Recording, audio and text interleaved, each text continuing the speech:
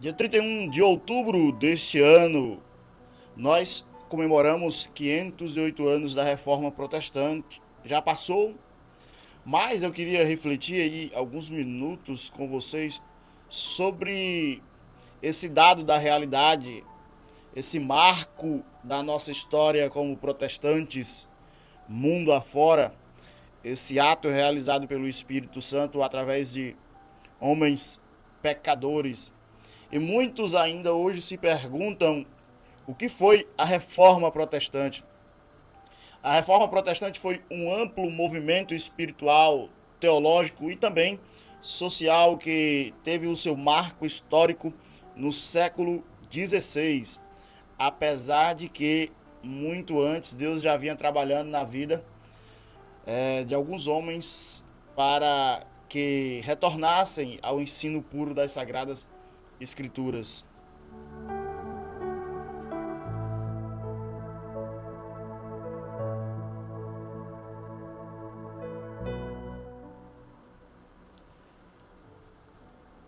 A Reforma Protestante, meus amigos, meus irmãos, foi um trabalho poderoso de Deus realizado pelo Espírito Santo com o objetivo de, através de homens pecadores, homens falhos, restaurar a fé cristã, a sua pureza bíblica, corrigindo distorções doutrinárias acumuladas pela Igreja Ocidental ao longo da Idade Média. Embora seja convencional nós marcarmos o início da Reforma Protestante no dia 31 de outubro de 1517, quando o monge Martinho Lutero fixou as 95 teses, chamando os teólogos da igreja para uma discussão acerca das indulgências e fixando essas teses na porta do castelo de Wittenberg, a reforma, ela marcada por esse símbolo de Martinho Lutero fixando as 95 teses na porta do castelo, ela trazia no seu seio, no âmago do movimento, uma inquietação espiritual que já vinha crescendo por séculos.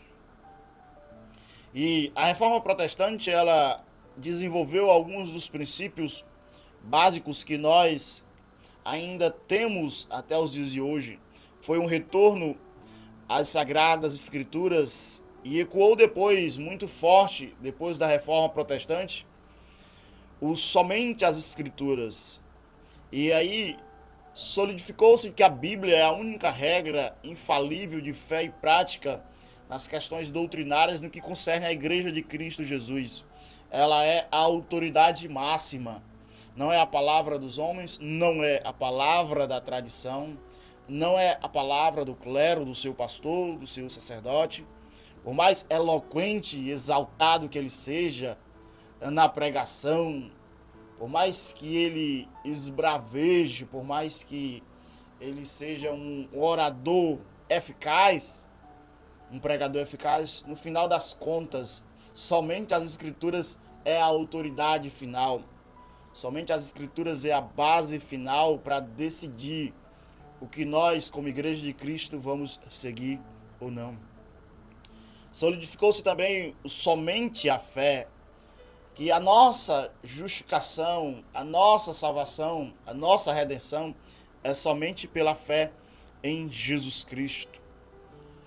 Ecoou muito forte também depois da reforma, mas já nascendo ali entre os reformadores, somente pela graça e exclusivamente pela graça é que nós somos salvos. Nada de indulgências, nada de peregrinações, nada de fazer o bem, somente pela graça advinda do sacrifício de Cristo é que nós somos salvos. E somente através de Jesus Cristo. Não há outra porta de escape para o homem, não há outro meio, não há outro método, somente através de Cristo. E somente por Cristo, não é Cristo e mais alguma coisa. Não é Cristo e mais as confissões de pecado. Não é Cristo e mais as peregrinações. É somente Cristo. Não é Cristo e as boas obras. É somente Cristo. Se nós acrescentarmos que seja um pouco de poeira ao lado da cruz de Cristo, essa mensagem ela deixa de ser cristocêntrica. Por isso que ao refletirmos sobre todas essas coisas, nós vamos doar, agradecer e dizer que somente a Deus toda glória. Esses princípios solidificados durante e depois da reforma, eles mudaram não apenas a igreja, mas a cultura, a educação, a política e a ética e a compreensão de todo o evangelho no ocidente do mundo.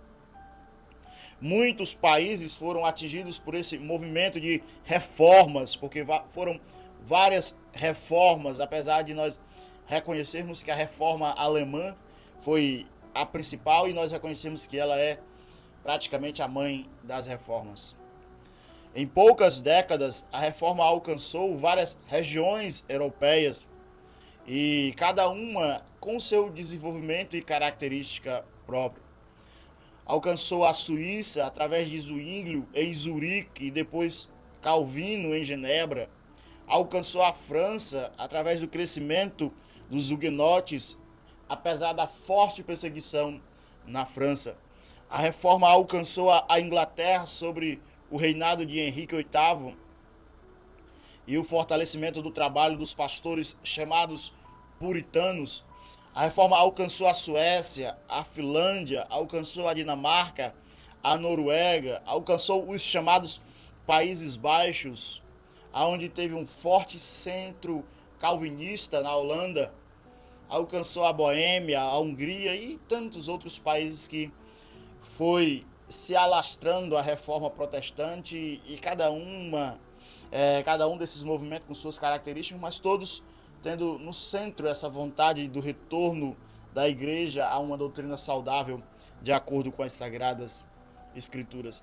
E o que nós aprendemos com esses movimentos reformados? O que nós aprendemos com a reforma protestante?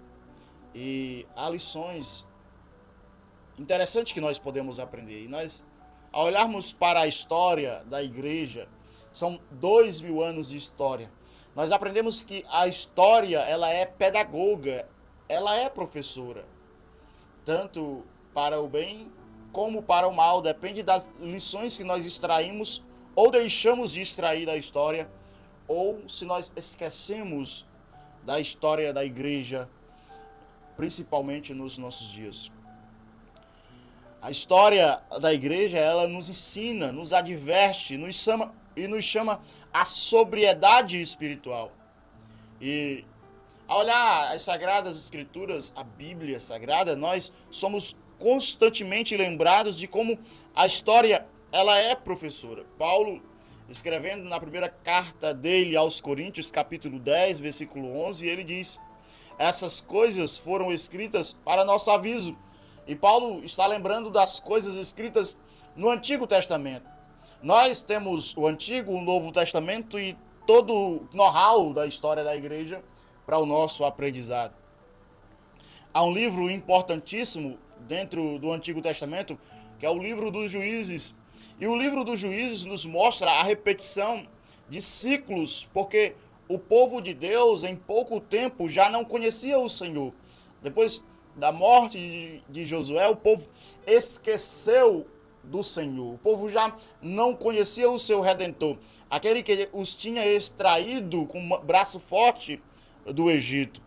Portanto, o povo caía em ciclos de pecado e de arrependimento. O desconhecimento da história do povo, da história do seu Deus, fez com que constantemente Israel caísse em pecado e corresse pedindo ajuda ao seu Deus.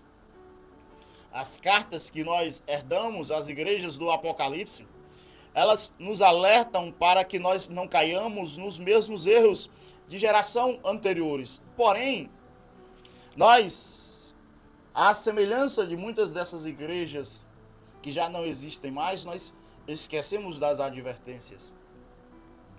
Quando nós estudamos a história da igreja, nós observamos os erros, os agravos contra Deus, e o Espírito Santo nos leva a não cometer os mesmos erros.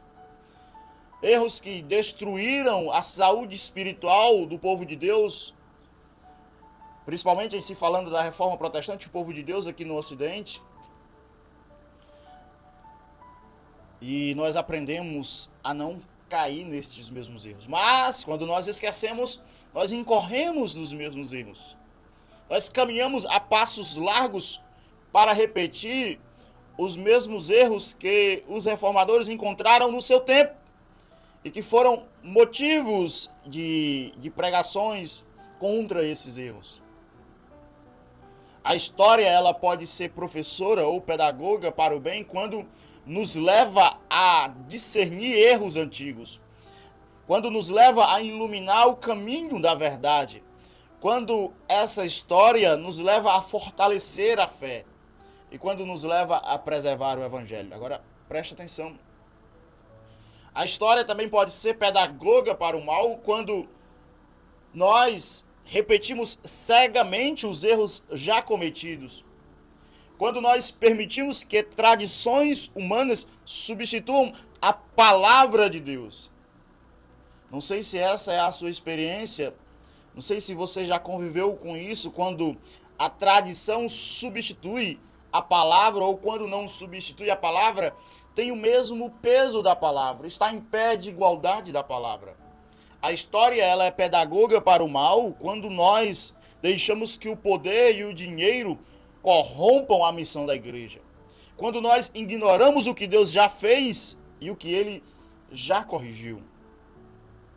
E a reforma protestante é uma prova viva destas lições. O esquecimento do evangelho levou séculos de distorções. Levou a séculos de erro e de engano. E enquanto que o retorno às Sagradas Escrituras trouxe luz, liberdade e renovação espiritual. Se nós não estudarmos a história da igreja, inevitavelmente nós vamos repetir os mesmos erros. Nós vamos para a mesma rota de queda de antes. A história não perdoa a nossa ignorância. A história açoita com força brutal da natureza aqueles que esquecem os erros cometidos e caem nos mesmos erros. A história não perdoa as nossas falhas e com o tempo nós caímos nas mesmas trevas e nas mesmas ignorâncias. Por exemplo, nós podemos perceber os erros doutrinários que os reformadores encontraram no seu tempo e que nós estamos a cometer os mesmos erros hoje, no século XXI. E ao observar aquele tempo, aquela época, nós percebemos que como a autoridade humana estava acima das Sagradas Escrituras, como a tradição e a autoridade papal estava acima da Bíblia. Não importa o que a Bíblia diz, o que a Bíblia afirma, nós absolvemos, ou os homens da época absolviam ensinos extra-bíblicos, revelações além Bíblia, e com a mesma autoridade da Bíblia, ou sobrepujando as Sagradas Escrituras. Hoje, na nossa época, no nosso Brasil de mel, nosso querido Brasil, é do mesmo jeito. Observamos líderes evangélicos tratados como infalíveis. Observamos revelações extra-bíblicas que assumem autoridade acima das Sagradas Escrituras e que conduzem a vontade e os caminhos do povo de Deus. É triste, mas essa é a realidade em muitos contextos evangélicos. Nós observamos hoje, assim como naquela época, em que se ressaltava as indulgências, as penitências, o purgatório, e trazia a salvação por obras, hoje do mesmo jeito. Hoje nós temos o legalismo, nós temos o moralismo, faça por merecer, construa uma ponte até Deus. Você tem que derramar suor e lágrimas para ser salvo. Você tem que se esforçar para ser salvo. Você tem que fazer boas obras para ser salvo. Tudo isso, todo esse novo discurso se parece e é similar ao que era dito e pregado na época da Reforma pela Igreja Oficial. Sem falar hoje da triste realidade que nós copiamos da Idade Média, da velha mediação humana. Antes, os homens tinham os sacerdotes, os santos, a mediação de Maria como corredentora e como mediadora. Hoje nós temos pastores que são mediadores, profetas, que são indispensáveis. Nós temos objetos ungidos. Essa é a realidade na qual nós estamos mergulhados. Estamos nos lambuzando na sarjeta desta realidade. Esse é o caldo espiritual no qual nós estamos imersos. E, tristemente, essa é a nossa realidade. As pessoas confiam em objetos ungidos. As pessoas elegeram para si profetas indispensáveis. Hoje, as pessoas elegeram para si pastores que são mediadores. E assim como na época do nosso irmão monge Martinho Lutero, nós temos a venda de indulgências moderna, comércio da fé. Você conhece a teologia da prosperidade, você conhece os pactos pagos para a prosperidade, você entra com uma oferta de tal valor e tem ali a certeza de que Deus vai lhe retribuir em dobro ou mais, porque você oferta, porque você contribui, porque você dá o trízimo e assim por diante. Há a manipulação da mente dos fiéis para que entre cada vez mais e cada vez mais uma contribuição financeira. E hoje, mais do que em outros tempos, nós temos um culto sem entendimento, um culto sem a clareza. Na época da Reforma, os reformadores encontraram um culto que era uma missa, que era celebrada em latim, cheia de rituais, e muitas vezes com os padres de costa para o povo, e muitas vezes em um latim que não era latim, porque tinham muitos sacerdotes analfabetos. Um culto no qual não se entendia, no qual o entendimento, a mente não era despertada, no qual a razão não era chamada a cultuar. Hoje nós temos os cultos, espetáculos, luzes, brilhos, som, muito grave, muito ritmo, muita emoção, muitas lágrimas, mas são cultos no qual a mente não é chamada a adorar, a razão não é chamada a cultuar. Cultos nos quais as pregações são rasas, o pregador nem abre a boca e a igreja já está louvando, dizendo amém, aleluia. E muitas vezes o pregador diz uma frase sem sentido, faz um movimento com os braços e a igreja já está pulando, a igreja já está saltando. O pregador não disse nada com nada. O pregador não construiu uma frase, uma oração que faça sentido e a igreja já está lá em lágrimas. A razão não foi chamada a cultuar. A razão foi expulsa desse local de culto. Pregações rasas, um emocionalismo vazio. Termina o culto e só sobrou emoção. Nada foi construído. A mente não absorveu uma verdade na qual ela possa transformar em realidade de vida no outro dia. Uma verdade, uma aplicação na qual ela possa dizer: aqui eu posso viver, construir alguma coisa para a minha vida no outro dia. Sem falar, meus queridos, da corrupção moral. Martinho Lutero encontra uma igreja banhada em corrupção moral, imoralidade clerical generalizada, escândalos e assim por diante. Do mesmo jeito é hoje, líderes que se separam facilmente, líderes que estão em divórcio litigioso e com pouco tempo se casam, adultério, falta de disciplina na liderança, líderes autocratas, sem supervisão, mandam e desmandam nas igrejas, sem um corpo de obreiros que possa discipliná-los. Líderes que não têm ouvidos para ouvir o que a igreja diz, governam ao seu bel prazer, sem a realidade do Espírito Santo governando as suas ações, fazem o que fazem e não prestam contas. são verdadeiros déspotas na frente de suas denominações. Lembramos também da superstição religiosa. O Brasil, por si só, é um país supersticioso. E assim como na época da Reforma, em que se tinham relíquias, amuletos, ossos sagrados, pedaços da cruz de Cristo e assim por diante, hoje nós temos água ungida, sal, campanha mística, objetos mágicos, os crentes. A crença popular é muito supersticiosa.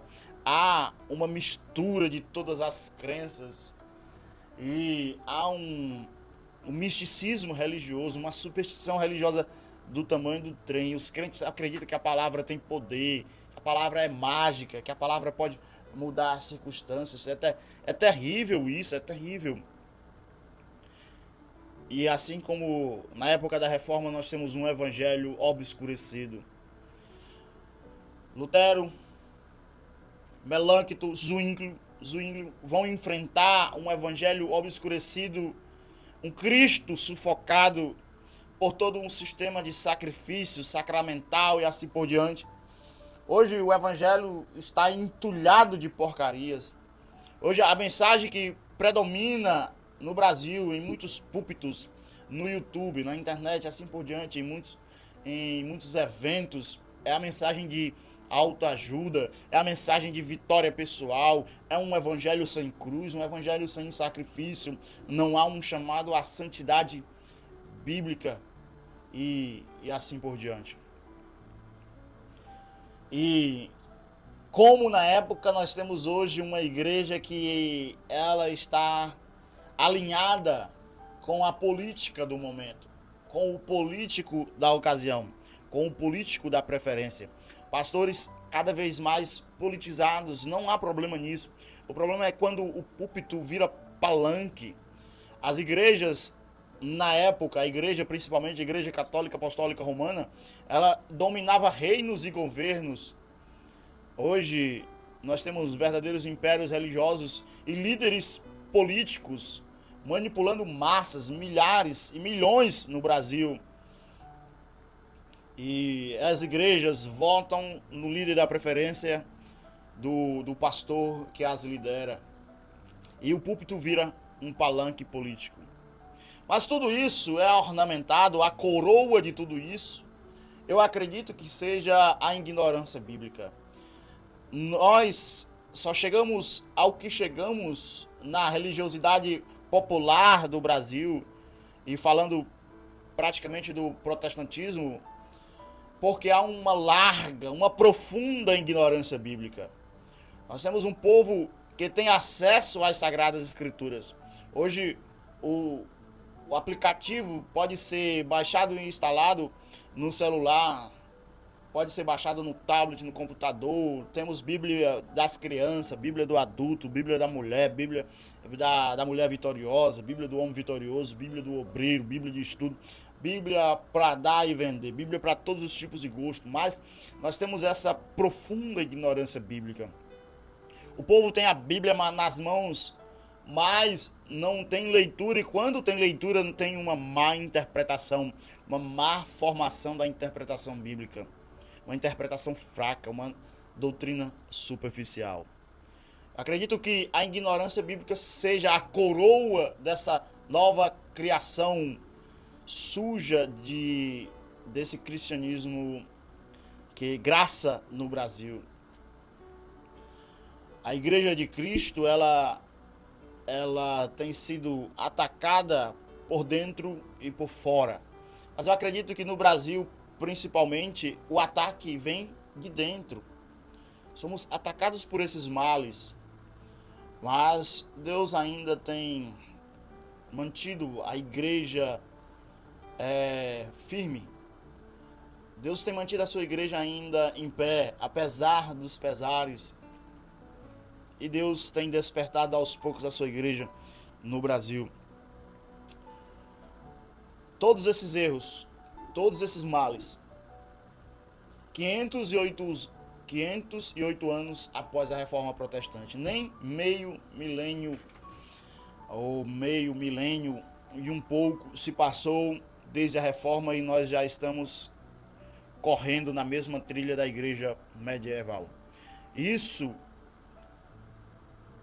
porque nós decidimos ignorar a história, porque nós decidimos fechar os olhos para a história e principalmente fechar os olhos para as Sagradas Escrituras e o poder do Espírito Santo através da sua palavra. Importa que eu e você, nessa geração, nesse tempo, nós abramos nossa Bíblia e vamos ler a palavra de Deus, toda a palavra de Deus. É somente a Escritura e toda a Escritura. Cada texto dentro do seu contexto, cada doutrina dentro do seu contexto doutrinário, de maneira que Deus possa trazer um avivamento pessoal, uma renovação pessoal na minha e na sua vida, de maneira que Deus possa trabalhar na família, na igreja local, na comunidade local, através de uma renovação pessoal, lendo as Sagradas Escrituras, com auxílio do Espírito Santo, sendo edificado pela palavra de Deus. E assim das trevas, Deus pode raiar a luz.